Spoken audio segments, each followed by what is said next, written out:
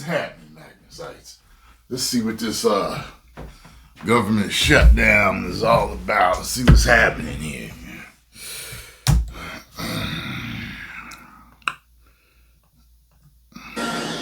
This is a Fox News alert. Right now, the U.S. government shut down after a last-ditch Senate vote failed to keep it funded. Vice President JD Vance joins us now. Mr. Vice President, thanks for joining Fox and Friends this morning. Good morning. Good morning, guys. Good to be with you. So y'all been going back and forth. Y'all had the leadership over. What are they asking for? Because you guys made it very clear. You just want a clean CR. What do they want in return? Yeah, so Lawrence, I want to answer that, but let's step back for a second because I think it's important for the American people to realize that the far left faction of Senate Democrats shut down the government because we wouldn't give them hundreds of billions of dollars for health care benefits for illegal aliens. It's actually not even all Senate Democrats. I was really gratified to see that a few of the moderate Senate Democrats voted with Senate Republicans last night to keep the government open. This is basically Chuck Schumer. Chuck Schumer, he's worried he's going to get a primary challenge from AOC, and so he's shutting down the people's government. So I remember hearing about a government shutdown before, but I really wasn't paying attention to it at the time. I don't even exactly know what it is. Let's see if AI can tell me. Grok gets things wrong. Let's see what this says, though. What is a government shutdown? Come on. It's the absence of an approved appropriations bill or a CR. The government faces a shutdown due to lack of authorized funding. Who's affected? The government shutdown can have wide-ranging impacts on our communities, from delays in federal services to uncertainty for federal workers, small businesses, and military families.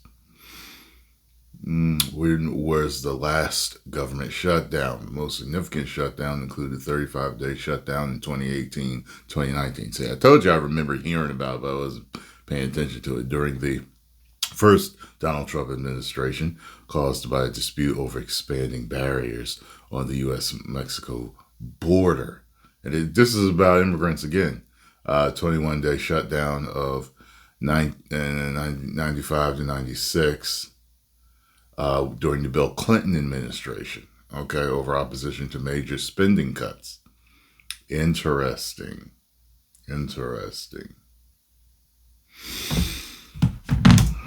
To give in to sort of the left-wing coalition and their party, and it's craziness, and people are going to suffer because of it. I mean, people who benefit from low-income food programs are going to suffer because of this. If you're flying today, I hope, of course, you arrive safely and on time, but you may not arrive on time because the TSA and the air traffic controllers are not getting paid today.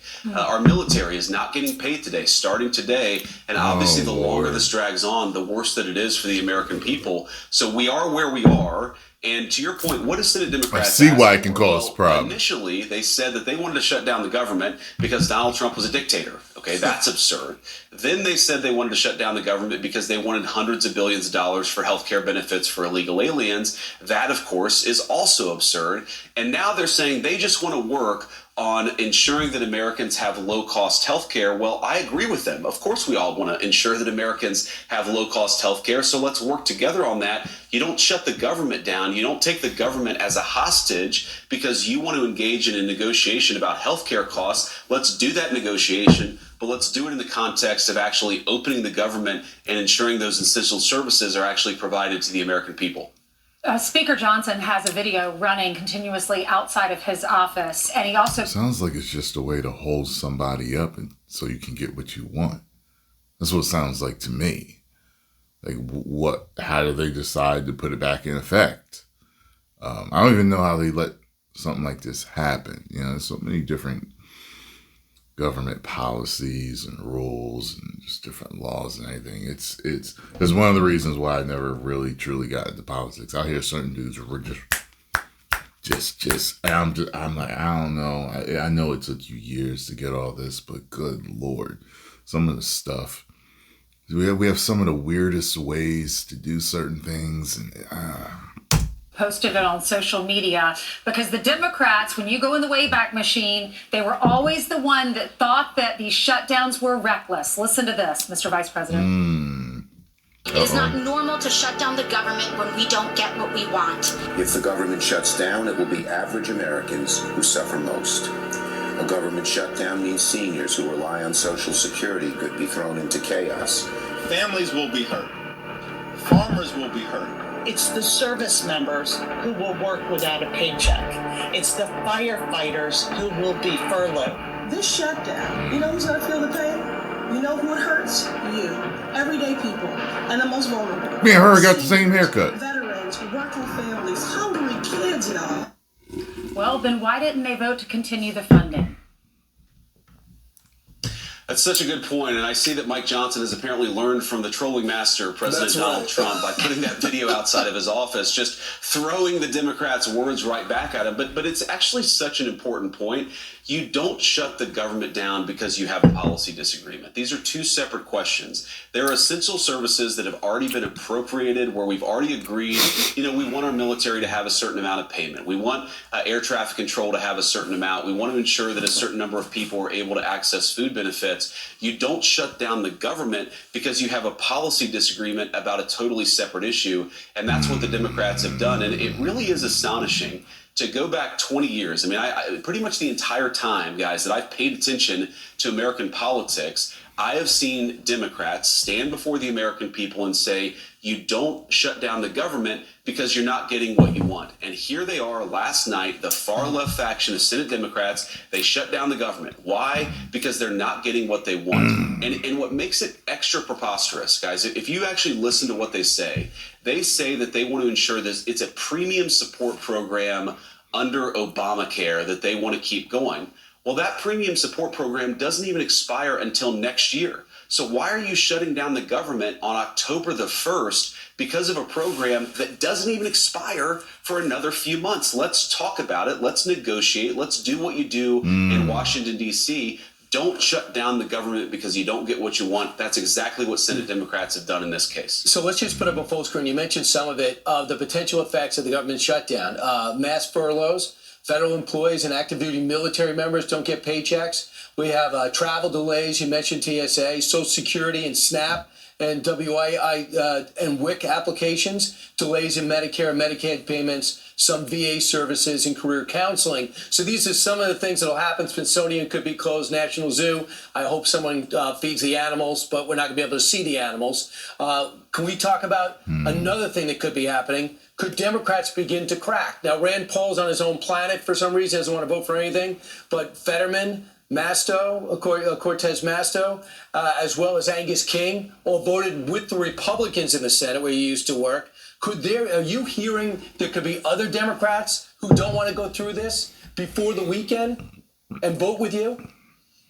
Yeah, Brian, I think that there will be. And if you look, frankly, when I talked to the president and our legislative team yesterday afternoon, I thought we would get 53, 54 votes. We got 55 votes because, again, that moderate faction of the Senate Democrats recognizes this is just an unreasonable position. You're not going to shut down the government because you disagree about a funding program that doesn't even expire for another few months. So I think what's going to happen is that as the political pressure builds and as we continue to have these negotiations, you're going to see more and more Democrats come to the side of reason and reopen the government. But look, I'd offer right now to the Senate Democrats, I'm happy. I will go to the Capitol right now to talk to Chuck Schumer and Senate Democrats about premium support for the Affordable Care Act, but only after they've reopened the government. You can't reward this exercise in hostage taking, which is what we would be doing if we allowed the government.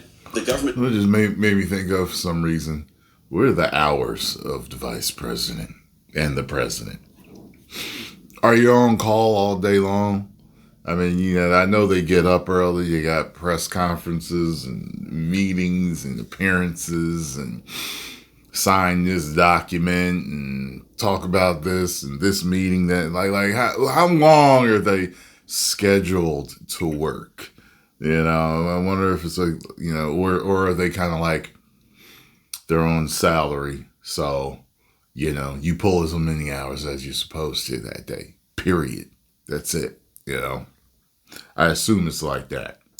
opening to be conditional on the Democrats' policy disagreements. So we're going to negotiate with them. We, of course, want to lower healthcare costs for the American people. Look, we inherited this economy from the Biden administration. We know that healthcare costs were way too high under the Biden administration. By the way, it's one of the reasons why the president announced yesterday that we're lowering prescription drug costs for all Americans by forcing Europeans and other countries to pay their fair share so that Americans can pay lower costs. So we obviously care a lot about lowering healthcare costs for Americans, but we're not going to engage in negotiation with hostage takers, which is exactly what the Democrats have done. Now, I think, Brian, it was you who listed off some of the problems that come along with the shutdown. Let me add another one. This is October. We are entering hurricane season all across the southeastern part of our country. Flood insurance for a lot of the people who are suffering from hurricanes or could suffer from hurricanes is going to disappear because the government is shut down. Let's reopen. I didn't know it was hurricane season in October. I figured it'd be a summer month. So I didn't know that. I never paid attention to that. The government, let's fix some of the core issues that exist for our country, and then let's negotiate about the Democrats. They looked confused when he brought it up. Like, really? It's hurricane? That's healthcare policy ideas, which we're happy to do, but only when the government is open. Well, Mr. Vice President, one of the lies that continues to be told is that they're not giving funding to illegals' health care. Can you explain to our audience why that's not true? Yeah, so this is a Democrat talking point. They say we're not actually trying to give health care benefits to illegal aliens, and here's why it's not true.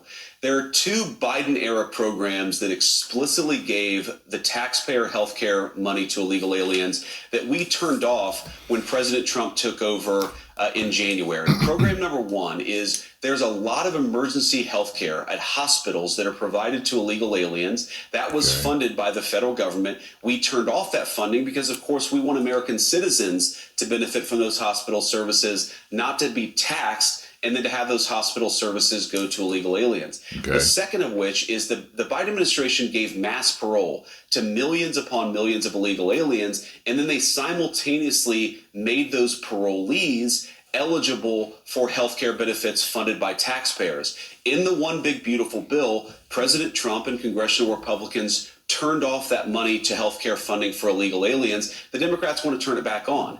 And in their initial proposal, the first thing that they put out to reopen the government, they actually turned that money for health care benefits for illegal aliens back on. So it's not something that we made up. It's not a talking point. Okay. It is in the text of the bill that they initially gave to us to reopen the government. It's preposterous for them to run away from it now. But look, let's set that all to the side. Let's open up the government. Let's negotiate on all these healthcare policy issues. Obviously, we're not going to support healthcare benefits for illegal aliens, but we will work with them to lower healthcare costs for American citizens if they're willing to do so. Mm-hmm. Okay. President Trump, he shared some pictures from the Oval Office meeting with Chuck Schumer and with Hakeem Jeffries, with Speaker Johnson and with Thune. And we wanted to ask you about any insight into that meeting, because the last shutdown, Mr. Vice President, was 35 days. Americans can't go, here are the pictures. Americans cannot go that long without getting a paycheck or being furloughed. So can you give us some insight into what they talked about, maybe how we can come to a compromise? And the hats. The Trump trolling them with 28 hats. Yeah, thank you, Lawrence. That's the most important. My whole thing is just understanding, like, what makes this possible. How can they do this? How can these people not get their, their paychecks? Like, what? You know what I mean? Like, I would have to understand the intricacies of it, and still, I would say it's still not right. You know what I mean? Like, these people need to, feed their families and everything. Like, what? They're also the Trump 2028 hats, which I think made the majority or the minority leader in both the House and the Senate very uncomfortable. But look, it was the four of them plus me and the president, and we were having a very good conversation about healthcare policy. But the president finally sort of threw up his hands and said, guys, let's absolutely work on this healthcare policy disagreement. We want to fix this issue for the American people, but we're not going to be taken hostage. We're not going to shut down the government and then give you everything that you want. Let's negotiate, but we're not going to reward this behavior. You have to remember, their first proposal about a week ago was to give a bunch of healthcare money to illegal aliens, and then they came back to us and said, okay, no, we don't have to do that. Let's do this other thing. You don't do a negotiation like that. You don't take the American economy hostage and then tell the President of the United States, give us everything that we want or we're going to shut down the people's government. It's ridiculous. And look, we had, again, a good conversation, but a conversation where I think they still refuse to acknowledge that their negotiating tactic was unreasonable. That if you take Hakeem Jeffries' words or you take Chuck Schumer's words, what they have said for literally, in Chuck Schumer's case, decades, is that you don't shut the government down over a policy disagreement. Now that's exactly what they've done. Let's get back to rationality, open up the government, and then we can sit down and talk. All right, you've talked to us enough. Your team says you have to go.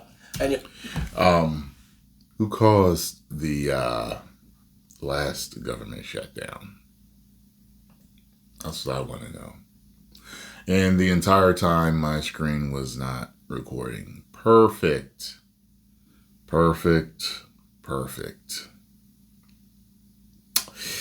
Yeah. Alrighty then. Post your comments down below. Let me know what you think about the situation. And as usual in the comments, help me out. You know what I mean? Maybe some information that I need to know. I want to know who did the other two shutdowns. Curious about that and why. 10 million subscribers.